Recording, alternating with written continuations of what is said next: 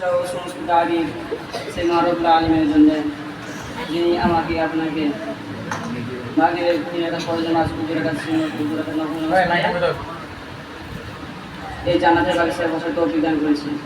তাই সকলের শ্রদ্ধা শুনলে আলহামদুলিল্লাহ আলহামদুলিল্লাহ। তারপরে যে নাকি সৃষ্টি করে কুলগানের জন্য বলা হয়েছে একটু বালি পর্বতে সৃষ্টি করা হতো না, তিনি আমাদের নবী আপনাদের নবী হযরত মুহাম্মদ মুস্তাফা সাল্লাল্লাহু আলাইহি ওয়াসাল্লাম। সকলের শুকরিয়া শুনে বলি সাল্লাল্লাহু আলাইহি ওয়াসাল্লাম। আজ আমি নবীর আখড়া নিয়ে একটা বক্তব্য রাখতে চাই। যে একবার একটি জ্ঞানী লোক চেষ্টা করতে লাগলো, সে গেছে মসজিদে নবী সাল্লাল্লাহু আলাইহি ওয়াসাল্লাম সাহাবারা ছিলেন, সে চেষ্টা করতে লাগলো। সাহাবীরা হুজুর সাল্লাল্লাহু আলাইহি ওয়াসাল্লাম বললেন যে হুজুর আপনার আদেশ করুন, হুকুম করুন, একে মেরে আমরা তাড়িয়ে দিই।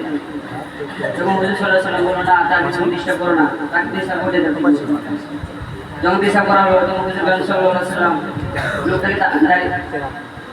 লোকটাকে ডাকে এবং বললেন যে মসজিদ এটা পেশাব পায়খানা করার জন্য, এটা শুধু আল্লাহর ইবাদত করার জন্য। আর আজ আমরা আমাদের মসজিদে কি করি, হুজুররা এত মানা করে আমাদেরকে যে তোমরা মসজিদের কথা বলো না। সেই মসজিদে আমরা সারাদিন যা কথাবার্তা হয় মাদ্রাসা বাইরে, আর সেই মসজিদে সারাদিন আমরা সেই কথাবার্তা বলে থাকি।